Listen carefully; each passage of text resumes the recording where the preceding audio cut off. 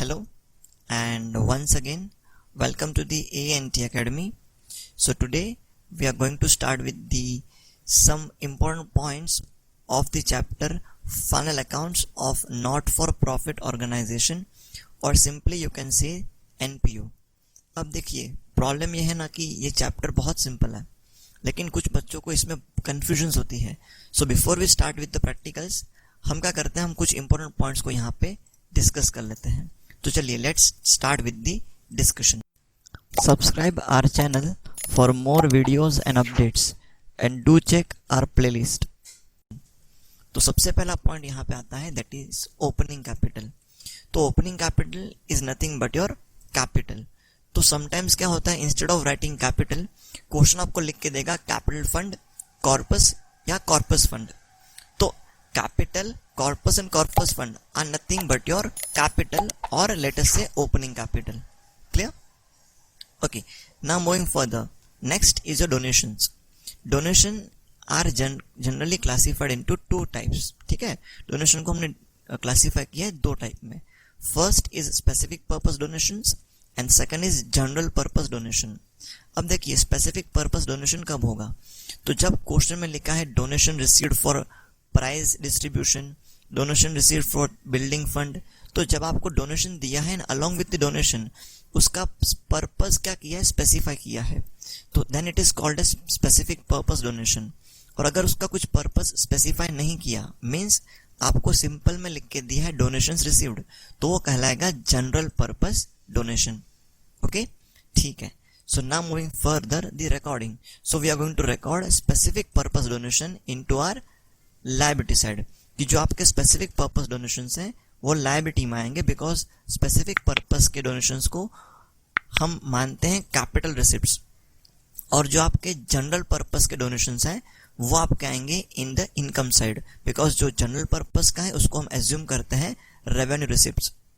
Okay, so specific purpose है, means donation के साथ आपको उसका यूज लिख के दिया है. For example, donation received for prize distribution, तो वहां पे आपको मेंशन्ड है पर्पस कि इस डोनेशन को आप यूज करोगे specifically for distribution of prize, तो it will recorded in the liability side. Whereas मैं कहता हूँ सिर्फ डोनेशन रिसीव्ड, तो वो हो जाएगा हमारा जनरल पर्पस, और वो रिकॉर्ड होगा हमारे इनकम साइड पे. Okay, now moving further. Next is your legacies.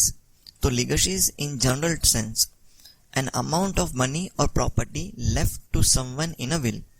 For example, किसी व्यक्ति का डेथ हो गया, तो उस व्यक्ति ने अपने डेथ के बाद जो कुछ भी अपना प्रॉपर्टी अपने जो लीगल हेयर है उनके नाम पे रखा, वो कहलाता है लीगेसी. बट इन एनपीओ हमारे लिए लीगेसी क्या होता है, तो when the gift to organization as per the will of the deceased member, कि हमारा जो एनपीओ है उसके किसी मेंबर का डेथ हो गया और उसने अपने डेथ के बाद अपने विल में अपना कुछ प्रॉपर्टी हमारे इस एनपीओ के नाम पे कर दिया, तो वो कहलाएगा legacy in the case of NPO. तो लीगेसीज ये क्या होते हैं, तो ये ऐड होते हैं to capital fund, that is it should be capitalized. Okay, very important point. तो legacies are always capitalized. Okay, then आती है बात कैलकुलेशन ऑफ ओपनिंग कैपिटल. तो ओपनिंग कैपिटल को हम डिस्कस करेंगे in two categories. First, in the case of new business. तो देखिए, आप जब कभी भी बिजनेस स्टार्ट करते हो, सो एट द बिगिनिंग आप जो मनी इंट्रोड्यूस करोगे बिजनेस में, that is nothing but your capital. तो अगर आपको दिया गया है कि ये जो आपका गिवन बिजनेस है ये न्यूली स्टार्टेड है, तो in that case what ever cash you introduced, ठीक है, जो कुछ भी आपने कैश इंट्रोड्यूस किया है वो हो जाएगा आपका कैपिटल. बट अगर वो बिजनेस एग्जिस्टिंग है, ठीक है, अगर वो बिजनेस एग्जिस्टिंग है, तो उस केस में क्या होगा, आपको clearly it will be given in the adjustment. आपको क्लियरली एडजस्टमेंट दिया होगा.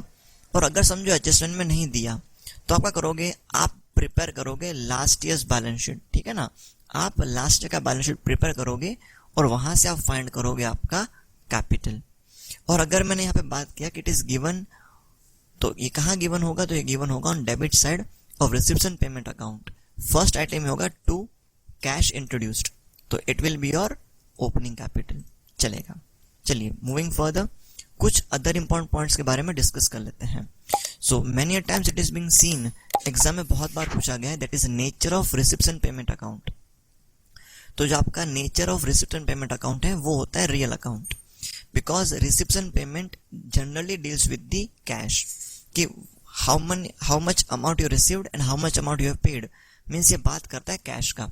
तो cash is a real account, इसलिए इसका नेचर हो जाएगा रियल अकाउंट। सेकंड है nature of income and expenditure account. तो in income and expenditure we record income and expense.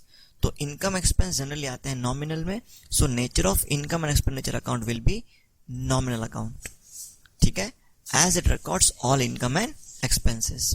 ठीक है, चलिए यहाँ तक भी आपको क्लियर होगा।